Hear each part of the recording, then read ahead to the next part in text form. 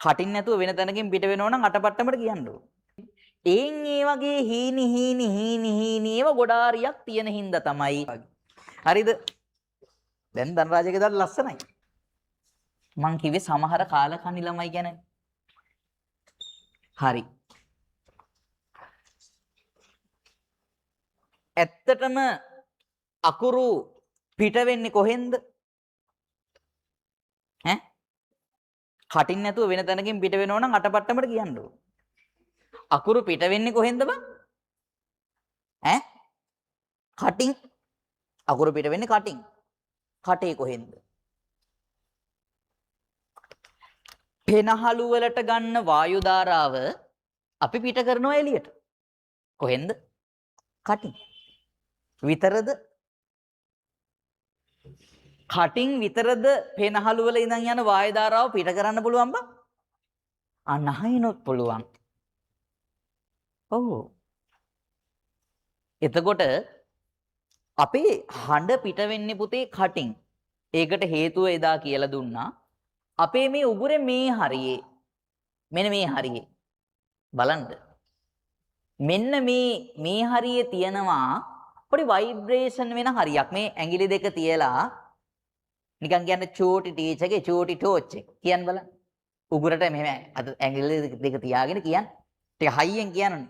චුචු කිව්වට හරියන්නේ නැහැ. හයියෙන් කියන්න ඕනේ. එතකොට තමයි මේක කම්පණය වෙන්නේ. චෝටි ටීච් එකේ චෝටි ටෝච් එක. හරි ඉවරයි.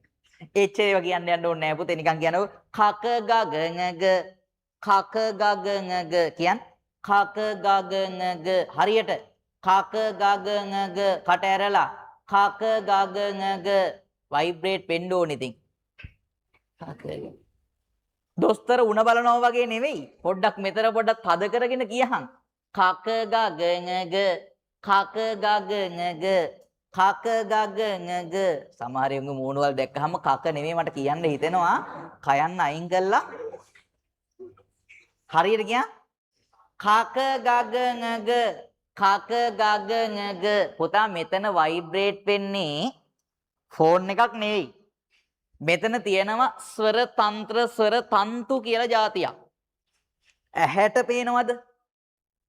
ඇහැට පේනවා කැමරාවක් දාලා බැලුවොත්. හරිද? ඊටාම සියුම් තුනීම තුනී තන්තු විශේෂයක් තියෙන. ඕක හරියට මේ වගේ එකක්. අර ඉටි කොලයක් මෙහෙම ඇද්දට පස්සේ ඇදලා මෙහෙම ෆූ ගාලා පිම්බහම එන හඩක් පිට වෙන්නේ. දැන් මට මෙතන එක කරලා පේන ඉටි කොලයක් නෑ. හරිද? එහෙම මෙහෙම ඇදලා මෙහෙම පිම්බට පස්සේ හඩක් පිට වෙන්නේ. එයින් ඒ වගේ හීනි ඒව ගොඩාරියක් තියෙන හින්දා තමයි මේ වගේ ලොකු හඬක් පිට වෙන්නේ. ඕවා එකක් තිබ්බනම් එහෙම ඒ වගේ එකක් තමයි කතා කරද්දී පිට වෙන්නේ.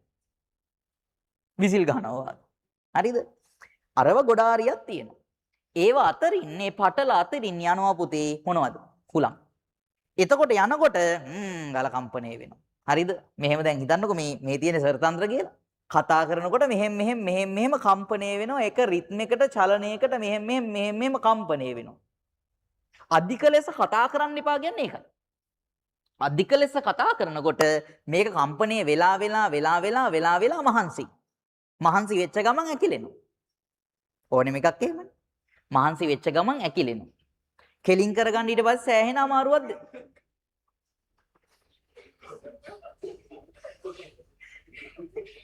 මම මේ කියන්නේ ස්වරතන්ත්‍ර ගැන. මෙහෙම වෙච්ච ගමන් අර ස්වරතන්ත්‍ර වලට නිදහසේ කම්පණය වීමේ කාලය නැහැ. මෙහෙම වෙච්ච ගමන් අදින්නේ මෙහෙම. කතා කරගන්න හරි අමාරුයි. අම්මා! නිකන් හිතන්න ඉස්කෝලේ ට්‍රිප් එකක් ගියාට පස්සේ බස් එකට නැග්ග වෙලේ ඉඳන් සින්දු කෑ ගහනවා. සින්දු කියනවා නෙවෙයි. සින්දු කෑ ගහ. නාකබනානෝ රාවෙස්සක. ගෙදර එනකොට එහෙම සවුන්ඩ් එක එන්නේ ඇයි? සරතන්ත්‍ර මහන්සි වෙලා ඇකිලිලා වදින්නේ මෙහෙම. ගෙදර ඇවිල්ලා දවස් දෙක තුනක් ගිහින් උණු වතුර එහෙම බොනකොට තමයි ටික කෙලින් වෙන්නේ ආයි. ඊට පස්සේ ආයේ පුරුදු විදියට කටහඬ එනවා. ඕක තමයි වෙන්නේ. එතකොට ස්වරතන්තු ඩැමේජ් වුණොත් එහෙම ආයේ හදන්න බෑ. හරිද? ස්වරතන්තු ඩැමේජ් වුණොත්යි හදන්න බෑ. ඒ හින්දා තමයි කටහඬ පරිස්සම් කරගන්න කියලා කියන්නේ. ගායකයන්ට වෙන්න පුළුවන් අවාසනාවන්තම දේ. මොකද්ද? ස්වරතන්තු ඩැමේජ් වෙන එක. හරිද? ඒ ස්වරතන්ත්‍ර ඩැමේජ් වෙන එක නවත්තන්න තමයි අධික ලෙස කතා කරන පුද්ගලයන්ට මොකක්ද දෙන්නේද? මයික් එකක් දෙන්නේ. මයික් එකක් ගහගෙනත් අධික ලෙස කෑ ගහන සමහර පුද්ගලයෝ ඉන්නවා සමහර පන්ති ඇතුලේ. කන් දෙයක් නෑ පුතා. ඒව තමයි. මේ පෙනහළු වල සිට යන වායු ධාරාව මෙතනින් එළියට එද්දී ස්වරතන්තුරු ගැටෙද්දී හඬක් පිට වුණාට ඒ හඬ වේරියේෂන්ස් වලට විවිධාකාර වෙනස් කරන්න ඕන. හඬ වෙනස් කරන්න අපි පාවිච්චි කරන්නේ දිව. දිව සහ කටේ තියෙන විවිධ ස්ථාන. එහෙම පාවිච්චි කළාට පස්සේ තමයි අපිට ශබ්ද විවිධාකාරයෙන් හඬ නගන්න පුළුවන් වෙන්නේ. එතකොට අපි අකුරු උපදිනවා කියලා නිකන් කියනවා. ඇත්තරම අකුරු නෙවෙයි උපදින්නේ. මොනවද උපදින්නේ? ශබ්ද. කටේ උපදින්නේ මොනවද? ශබ්ද. ශබ්දවලට සංකේත දුන්නාම තමයි ඒව මුකුරු කියන්නේ. අකුරු කියන්නේ. අයන්න කියන්නේ අකුරක්ද ශබ්දයක්ද? කියද්දි ශබ්දයක්, ලියද්දි අකුරක් සංකේතයක්. පැහැදිලිද? ඔව්. අපේ කටින් පිට වෙන්නේ හැමතිස්සෙම ශබ්ද. ශබ්ද රටා. හරිද?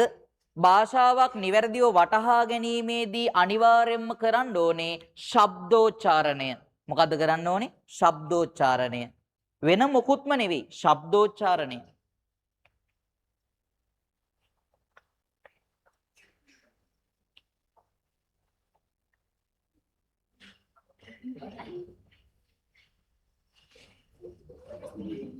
ඒක තමයි මම කිව්වේ. දැන් මම මෙහෙම කතා කරාම ඔයාලට ඇහෙනවද කියලා මං ඇහුවේ.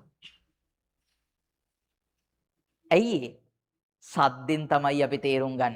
ශබ්දය තමයි මාර වැදගත්. ඒ හින්දා ශබ්දෝච්චාරණය තමයි අනිවාර්යෙන් තියෙන්න ඕනේ. එතකොට මේ ශබ්ද උච්චාරණය වෙන ස්ථාන කීපයක් ගැන හඳුනා ගන්න එක තමයි මූලිකව කරන්නේ.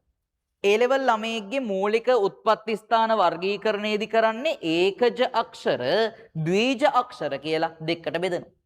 සමහර අකුරු උපදින්නේ අපේ කටේ එක තැනකින් විතරයි. එතකොට අපි කියනවා ඒකජ.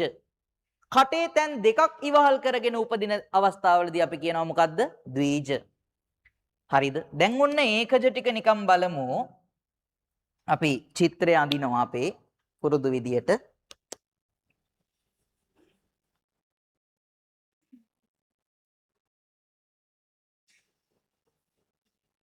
පොතේ විහිළුවටවත් hina වෙන්න එපා.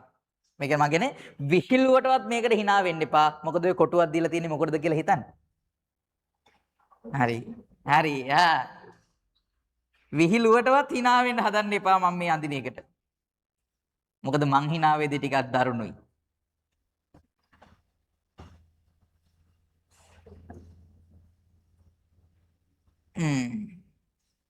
මෝල් ගස් වගේ සරතන්තුනක් නැහැ.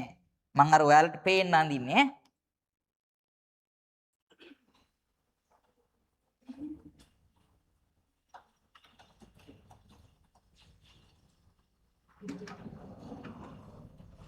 කොහොමද?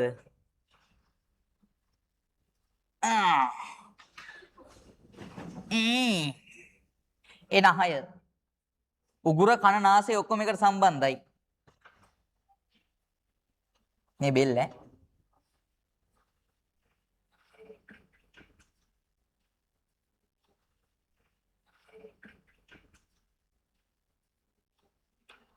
දත් 6ද තියෙන්නේ අහන්න එපා. දත් තියෙනවා කියලා සංකේතවත් තමයි මේ කරන්නේ. ඔගේ නම් දත් ටික ගූගඩ වගේ වුණා. පණුකා ධනරාජගේ වගේ. හරිද? දැන් ධනරාජගේ දත් ලස්සනයි.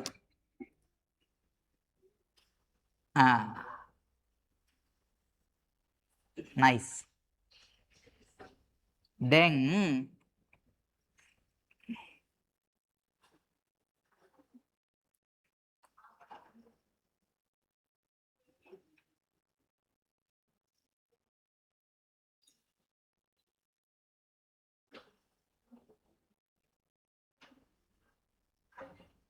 උඹලා මේ වක්‍රාකාර ඔළුව කවදා අඳීද ඉතින් මේ වෙයි.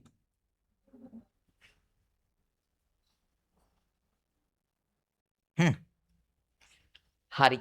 අඳින්නේ ඔය ඉතින් කියන්න කලින් කරලා ඉවරයි. කිසිම එකක් කියන්න කලින් කරන්න එපා. මොකද කිව්වොත් කිසිම එකක් කියන්න කලින් කරන්න එපා. කියනකන් ඉන්න. හරිද? පැහැදිලිනේ? ජීවිතේට උපදෙස්. ඔබට ගේන්නේ හරිම අමාරුයි. දැන් උඹලා මොන වගේ දේවල් හිතුවත් දන්නේ නැහැ මම කියද්දී කරන්න දෙයක් නැහැ.